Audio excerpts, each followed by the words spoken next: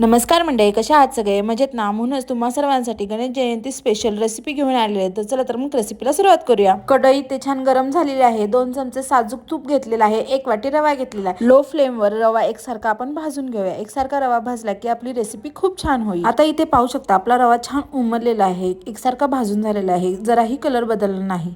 1 वाटी रव्याला 2 वाटी दूध ॲड करूया. दूध गरम घेतलं की रव्यामध्ये गाठी गुट्या होत नाहीत आणि एकसारखं मिक्स करून घ्या. पूर्ण त्यातलं दूध आटलं की अर्धी वाटी आपण साखर ॲड करूया.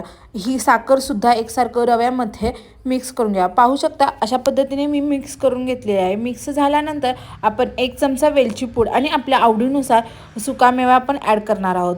किती छान दिसत आहे ना? आणि माझ्याकडे अशा पद्धतीचा मोदकाचा साचा होता. मी त्याला तूप लावून घेतलेला आहे आणि आपण आता रव्याचं सारण केलेलं ते भरून अशा पद्धतीने आपण मोदक तयार करणार आहोत. कशी वाटली रेसिपी नक्की कमेंटमध्ये सांगा. आवडली असेल लाईक, शेअर आणि सबस्क्राईब. थँक्यू.